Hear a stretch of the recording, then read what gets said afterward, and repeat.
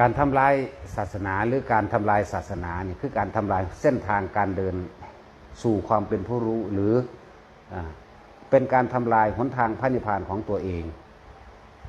เผาวัดลอยวัดก็บ่ทำก็บ่สู่ทำให้ภิกษุที่ยังมีศรัทธาอยู่ได้ขาดจากความเป็นภิกษุไปเด้เผาวัดลอยวัดชื่อไว้โลดเผาพระพุทธรูปทิ่มทุบพระพุทธรูปแตกทำลายนี่เผาโบสถ์ทำลายโบสถ์ลอยโบสถ์แต่ว่าไปเฮ็ดให้ภิกษุสามเณรผู้ยังมีศรัทธาในพุทธศาสนาอยู่ซึกออกไปปุ๊บนี่อย่าลืมเท่าไรโกรธอสงไขยยังไม่สิ้นกรรมนั้นยังไม่สิ้นอสุรกรรมนั้นที่ว่าเขาว่ามันเฮาสิตัดต้นไม้ที่มันคัดขวางออกจากโบสถ์หรือยังก็แล้วแต่บาปกรรมนั้นมีอยู่บ่ถ้ากระทำด้วยความชอบใจของตัวเองเป็นบาปเป็นกรรมอยู่แต่ถ้าทำเพื่อส่วนรวมเพราะหวังรักษาทวารวัตถุสมบัติอย่างใดอย่างหนึ่งเป็นไปเพื่อส่วนรวมบ่มีบาปบ่มีผิด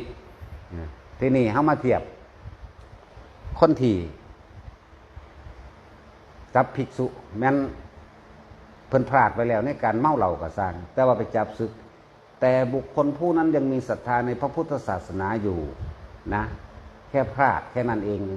ไปจับเข้าศึกบุคคลผู้นั้นจะห่างไกลหนทางพระนิพพานบุคคลที่เข้าไปตัดสินยืนยันว่าเป็นผู้ผิดจริงถึงปาราชิกได้แต่บังคับเขาศึกโดยเขาบริกล่าวให้ข้ามศึกสุดได้สั่งไปเนี่ย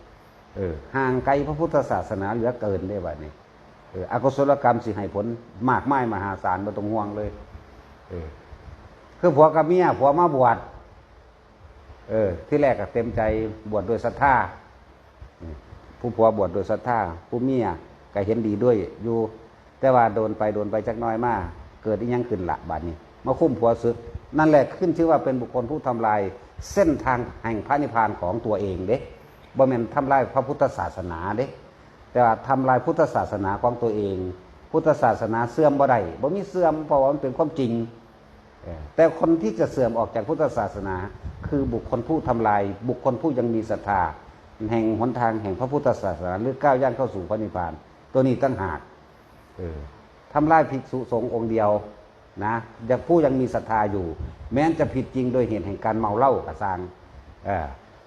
นั่นแหละยิ่งกว่าทำลายโบสถ์ยิ่งกว่าเผาวัดที่บอกให้เด้อยิ่งกว่าทำลายโบสถ์ยิ่งกว่าเผาวัดศาสนาสร้างได้สืบมาได้ศาสนาคือใจคนคือบุคคลศาสนาบ่แม่นวัตถุคนดีเพียงคนเดียวคือพระพุทธเจ้าเฮานี่นั่นแหละต้นแบบคนดีเพียงคนเดียวนี่สามารถสร้างคนดีได้อื่นๆอีกมากมายมหาศาลนี่เห็นบ่นี่วัตถุนี่เป็นเครื่องประกอบซื่อๆเด้เป็นเครื่องประกอบอย่างหนึ่งนะนั่นแหละคนที่สืบศาสนาแท้ๆภิกษุสามเณรนี่แหละสืบศาสนาแท้ๆเลยบ่แม่นคนทั่วไปถ้าลองบ่มีภิกษุนักบวชลองดูมันเสื่อมตะโดนแล้วเด้มันเสื่อมตะโดนแล้วมันบ่มีรูปร่างลักษณะในอัตลักษณ์แห่งพุทธศาสนาก็ต้องอาศัยอัตลักษณ์โดยลักษณะแห่งบุคคลนี่สะกอน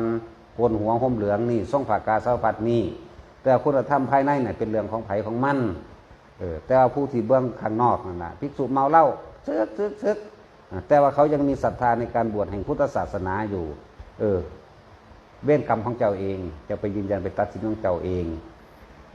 เรากล่าวตักเตือนได้แต่ว่าเราจะไปจับปรับแบบนั้นบ่ได้นั่นเป็นเรื่องของสงฆ์ต่างหาก